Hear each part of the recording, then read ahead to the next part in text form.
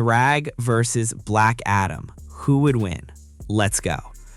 Thragg wasn't born, he was forged. From the second he drew breath on Viltrum, the Empire decided one thing. This child would become the strongest living being their race had ever produced. There was no soft upbringing, no half measures. Every day of his life was spent in combat, relentless conditioning, and the absolute rejection of weakness. When Emperor Argal fell to Thaddeus' betrayal, the power vacuum didn't last long. Thragg stepped into it, his hands still stained with blood from the great purge he himself had ordered, and the remaining Viltrumites understood immediately. There was no vote, no debate. The strongest simply took the throne and kept it for centuries. And his powers, they are the purest expression of what a Viltrumite is meant to be. Strength that makes even other pure-blooded Viltrumites look insignificant. Speed that allows him to cross the vacuum of space with terrifying ease. Durability that shrugs off punishment capable of destroying nearly anyone else. Flight that ignores atmosphere, vacuum, and even the heat of a star. Healing that allows him to recover from catastrophic injuries and continue fighting. And above all else, a lifetime of brutal combat training that began before most people even learned to walk. He doesn't rely on energy blasts or reality warping abilities. He has only his fists and the absolute certainty that nothing in the universe is meant to survive him. Now, let's look at the record. Just think about what he's actually done. He wound up a punch so powerful that it created a vortex in the air, pulling Nolan toward him before launching him back into space. The impact landed like an asteroid strike, creating a massive shockwave that tore across the landscape. Moments later, Thragg struck Nolan in space with enough force to send him crashing into a planet like a meteor. When Oliver tried to intervene, Thragg crushed his hand, tore off his arm, and shattered his jaw, leaving him broken and bleeding out. Seeing Oliver torn apart, Mark flew into a full-blown rage. He poured every ounce of anger and every scrap of power he possessed into a relentless assault on Thragg. The punches came fast, hard, and desperate, the kind of blows that should have mattered. They didn't. Thragg didn't even flinch. Every hit bounced off him as though Mark wasn't even there. When Viltrum itself was destroyed by the combined efforts of Nolan, Mark, and Thaddeus, Thragg emerged from the ruins of his homeworld, looked at the man who had murdered his emperor 1,000 years earlier, and removed Thaddeus' head in a single motion. There was no struggle, no exchange of meaningful blows, just the end of a millennium-long grudge delivered like a final sentence. Later, when Omni-Man and Invincible stood against him together on the ruins of Viltrum, their combined attacks barely even registered. Thragg broke Nolan's arm and drove his hand straight through Omni-Man's body. Mark gave everything he had. Every punch, fueled by rage and thrown with the full extent of his power, failed to make the Grand Regent flinch. Each strike simply bounced off Thragg, hurting Mark's own hands more than his opponent. Thragg even came within moments of crushing Mark's skull. He could have ended the entire story right there, but chose not to, because the Empire still needed every pure-blooded Viltrumite. Later, when Dinosaurus tried to stop him from finishing Mark, the dinosaur's claws snapped against Thragg's chest, and his teeth shattered against Thragg's face. Thragg responded by ripping his jaws apart and casually smashing him through a moon base. Only carefully planned explosives forced the Grand Regent to retreat. Then came Battle Beast. The same Battle Beast who had torn through the Guardians of the Globe, defeated Invincible, and lived only to find a worthy death. The same warrior considered a living legend, even by Viltrumite standards. They fought for days. Cities were destroyed beneath their feet. Their battle devastated the planet. Thragg lost an eye. His body was torn open by Ragnar's and by Battle Beast's own claws and teeth. Battle Beast suffered just as much, even gutting himself to keep the fight fair after the Ragnars interfered. In the end, Thragg reached into his opponent's chest, crushed his heart, and walked away wearing Battle Beast's pelt as a cloak. The only opponent who ever pushed him that far still died by his hands, and Thragg wore the proof for the rest of his life. In the final battle, Thragg ripped Omni-Man apart, tearing out his heart after a brutal battle. When Mark finally dragged Thragg into the sun, the Grand Regent kept fighting. They traded blows through the solar corona before battling on the sun's surface itself. Their skin burned away, their costumes were reduced to ash, solar flares battered them, yet neither warrior stopped. In a final act of desperation, Thragg broke both of Mark's arms. It took the surface of a star and the greatest effort of the strongest version of Invincible ever seen before the Grand Regent finally fell, with his throat torn out by Mark's teeth. He did not win that final battle, but the fact that it required that level of sacrifice, that's the point. There was another champion. His name was Teth Adam, a man chosen by the ancient wizard Shazam to wield the power of 6 gods. But power alone doesn't guarantee wisdom. After losing his family, Adam abandoned the wizard's ideals and embraced ruthless justice, believing peace could only exist through absolute strength. The wizard stripped him of his title and imprisoned him for thousands of years. When he finally returned, the world discovered something terrifying. The champion hadn't grown weaker. If anything, he'd become even more dangerous. Unlike most heroes, Black Adam doesn't fight to save the world. He fights to protect Kahndaq, his homeland, and anyone who threatens it quickly learns why even Superman treats him as one of Earth's greatest dangers.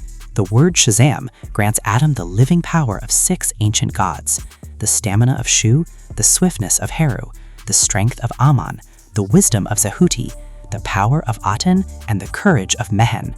Together, they transform him into one of the most physically dominant and magically powerful beings in the entire DC universe. Let's start with his strength. Black Adam has spent decades battling Shazam, the world's mightiest mortal and one of the strongest heroes in DC Comics.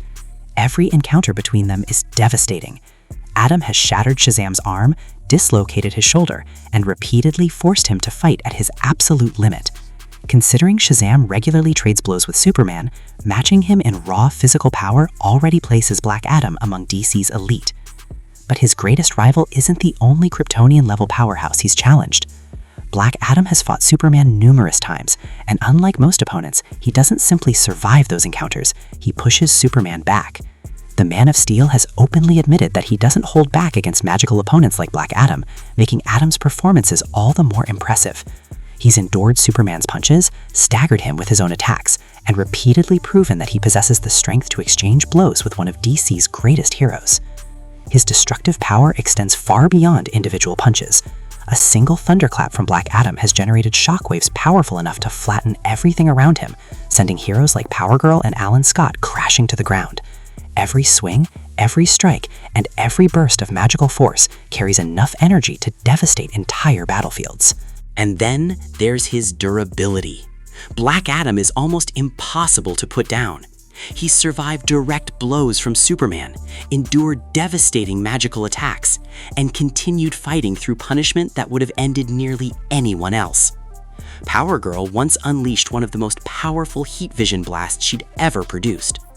Witnesses watched Adam's hair ignite and the gold on his costume begin to melt, yet he stood his ground and kept fighting as though nothing had happened. Very few beings can absorb that level of punishment and continue advancing. Black Adam is one of them.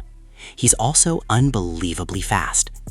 Adam once raced Jay Garrick, the original Flash, and actually managed to lead the race before Garrick relied on the Speed Force to regain the advantage. During combat, he moves so quickly that the world around him appears frozen, allowing him to trade blows with speedsters operating at incredible velocities. His greatest advantage, however, isn't simply his physical abilities. It's magic. Unlike Superman, whose greatest weakness has always been powerful magic, Black Adam commands it naturally. His lightning isn't ordinary electricity, it's divine magical energy, capable of devastating some of the strongest beings in existence. He can summon massive storms, unleash magical blasts, empower himself further, and channel destructive force through every attack. His magical resistance is equally impressive. Dr. Fate, arguably one of the greatest sorcerers in DC history, attacked Black Adam with powerful mystical spells. Adam's response? He laughed. That single moment perfectly demonstrates just how overwhelming his magical durability really is. His mind is no easier to overcome. Martian Manhunter, whose telepathy has subdued beings of incredible cosmic power, attempted to invade Black Adam's thoughts, only to discover a will so overwhelming that even he struggled to break through. Adam turned the attack against him, forcing Manhunter to experience visions of the countless people he'd killed until the Martian retreated entirely. But as impressive as those individual feats are, Black Adam truly separates himself when facing entire armies. He's defeated the Marvel family almost entirely by himself, forcing Shazam into negotiation rather than victory. He's humiliated the Teen Titans. He's battled the Justice Society of America alone against heroes like Power Girl, Hawkman, Hawkgirl, Alan Scott, and Jay Garrick. Then came perhaps his greatest feat. Black Adam stood against the combined forces of the Justice League, the Justice Society, and the Teen Titans, all at once. Dozens of Earth's greatest heroes attacked simultaneously: Martian Manhunter, Firestorm, multiple Green Lanterns, Wonder Girl, Power Girl, Jay Garrick, Hawkgirl, and many more. Even together, they couldn't simply overpower him.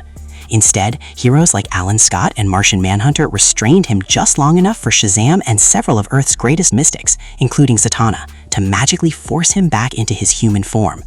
Black Adam wasn't defeated because someone hit harder. He was defeated because the heroes removed the very power that made him Black Adam in the first place. That's the level of opponent Thragg is about to face. A warrior capable of matching Superman, overwhelming entire superhero teams, resisting some of DC's strongest magical and psychic attacks, and wielding the living power of 6 ancient gods. In a universe filled with Kryptonians, speedsters, Green Lanterns, and gods, Black Adam has consistently remained one of the most feared beings alive. So who wins, the Grand Regent of the Viltrum Empire or the champion of Shazam? On paper, this sounds like the ultimate test of physical power. Thragg is the strongest Viltrumite to ever live, a warrior who spent centuries proving that no one in his universe could challenge him. Black Adam, meanwhile, is one of DC's greatest powerhouses, a champion empowered by the magic of 6 ancient gods, who's fought everyone from Shazam to Superman.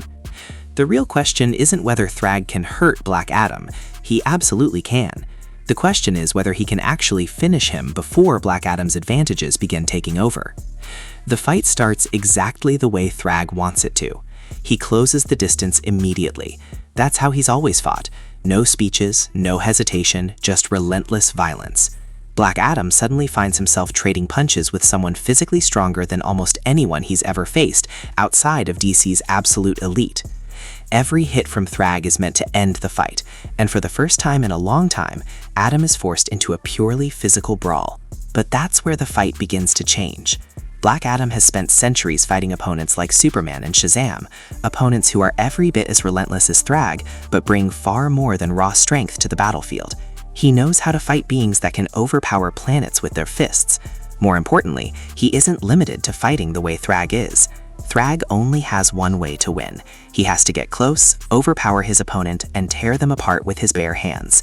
That's exactly how he defeated Battle Beast, Omni-Man, and nearly killed Invincible. Against almost everyone in his universe, that's enough. Against Black Adam, it isn't. Every second Thragg spends trying to overwhelm him is another second Adam can answer with magical lightning, ranged attacks, and powers Thragg has simply never dealt with before. Viltrumites are built to survive overwhelming physical punishment. They were never shown resisting divine magic on the level Black Adam commands. That's a completely different kind of battlefield. Even if Thragg manages to grab him, Black Adam is powerful enough to break free. Even if Thragg forces him into hand-to-hand combat, Adam has already proven he can exchange blows with Superman and Shazam without immediately folding. Thragg's physical advantage simply isn't large enough to overcome everything else Adam brings to the fight. And the longer the battle lasts, the worse it becomes for the Grand Regent. Thragg doesn't get tired easily, but neither does Black Adam. The difference is that Adam doesn't have to keep playing Thragg's game. He can fight at range, call down magical lightning, attack from the air, and constantly force Thragg to adapt to abilities he's never encountered before. Eventually, that's what decides the battle. Thragg pushes Black Adam harder than almost anyone could. He forces Adam into one of the most brutal fights of his life, and there are moments where it genuinely looks like the champion of Shazam might lose. But Black Adam has fought at a higher level for too long, against too many powerful opponents. He survives the initial assault, turns the fight into something more than a contest of fists, and slowly takes control. Thragg doesn't fall because someone was physically stronger. He falls because Black Adam is far more versatile. He combines elite physical power with divine magic, and against an opponent whose entire fighting style depends on overwhelming people in close combat, that combination is simply too much. Black Adam wins.